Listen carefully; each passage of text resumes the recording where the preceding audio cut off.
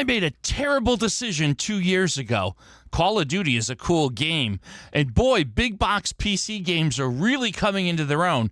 We're somehow going to tie all three of those subjects together in a neat little cohesive package this episode of It's All Doug in Games.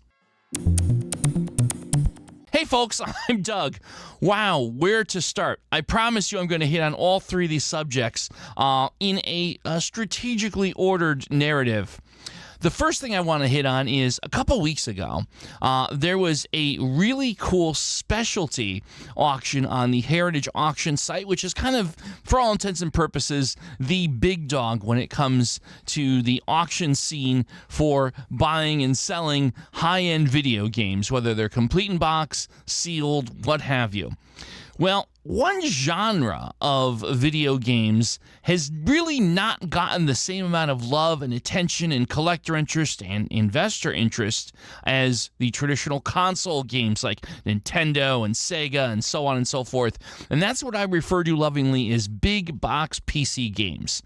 Going back to the early 80s, both predating most of the consoles we know today, if you wanted to play a complex computer game, you needed a computer, a home computer, like the old Commodore 64 or the Apple II or things like that. And yes, there were some amazing video games or computer games made for these systems, and they often came in big, fun, colorful cardboard boxes with all sorts of fun little add-ons and doodads inside. Besides the floppy disks, there were manuals, there were cloth maps, there were all sorts of cool things. Believe me, they don't do that anymore. If you buy a game for a computer, you at best will get a jewel case with a DVD, and in a lot of cases, you just pick up a little plastic card that lets you download it. So the old days were quite wonderful for those games, but I digress. The Heritage Auction world has finally kind of caught on, and they've been doing these auctions for some of the most desirable or some of the most iconic big box PC games. One of which was kind of interesting, was the very first appearance of the Call of Duty series for the PC, and it sold for about $2,400 with buyer's premium at auction. For the big box PC world, that's a pretty nice chunk of change. And it was interesting when I saw this auction because it reminded me of one of the most interesting ups and downs of my adult life a couple years ago in 2021. And I had come upon a sealed copy of Call of Duty, the first entrance in the Call of Duty series for the PlayStation 2. I had a sealed copy. I had it sent away to WADA, and it came back at, I believe it was a 9.6. So it was a very high quality copy. And while it was being queued up to sent back to me, there was a special Heritage Auction. I believe it was July or August in 2021. And there was a copy for sale of the same game, the same print, the same, it might have been a 9.8 versus 9.6, but very close. And so I watched that auction with the greatest of interest. As a matter of fact, I live streamed it on Twitch. We'll take a clip in a moment because you're not going to want to miss this. I was effectively, during my stream, indicating to the audience that perhaps we were going to learn what my real net worth was in real time. And boy, was that an interesting moment.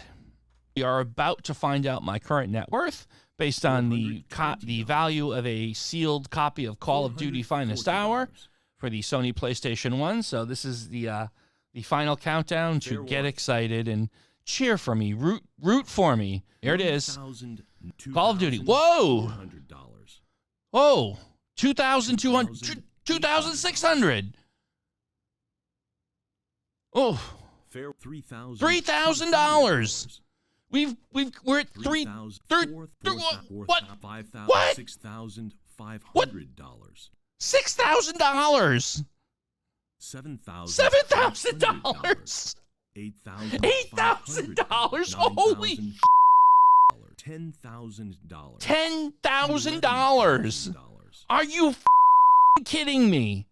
Are you kidding me? $10,500. $12,000. $11,000. Are you kidding me? $13,000.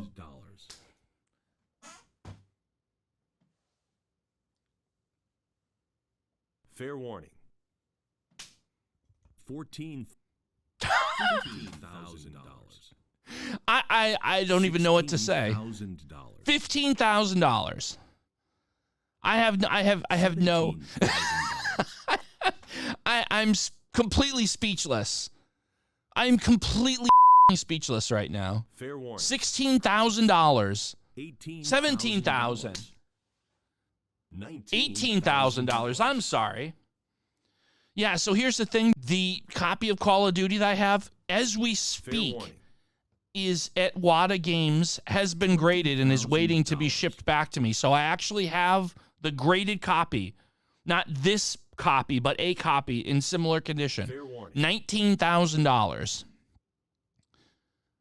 19, final price, $19,000. Ha! Well, I guess you might say I was a little excited. I think you would be too if you started a live stream with this amount of net worth and you determined that perhaps it was now plus $22,000 or so after buyer's premium. Suffice it to say, that was a fun stream, and I won't even begin to tell you about the celebrations after the stream. Leave it to your imagination. Long story short, as the old saying goes, what goes up must come down, or easy come, easy go, if you prefer to frame that in 80s rock song lyrics. Whatever.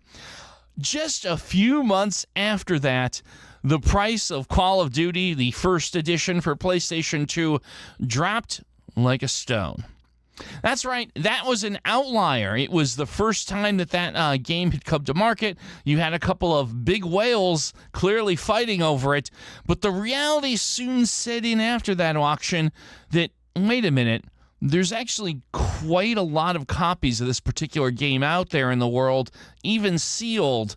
No one really took the time to think about the all-important and almighty concept of supply and demand. So as it goes, the next few months started to carry on, and before you know it, the very next auction, that $22,000 game was only worth a few $1,000s. By the time the following summer rolled around, it was worth roughly $400 to $500. Video game investing is fun and exciting, but the spoils go to those who are the most prepared and most informed, and with all sorts of investing, whether it's stocks, bonds, video games, or seashells. While you have to be prepared for victory, you also occasionally have to be prepared to taste the agony of defeat. I hope this video wasn't defeatist for you or discouraging, just educational.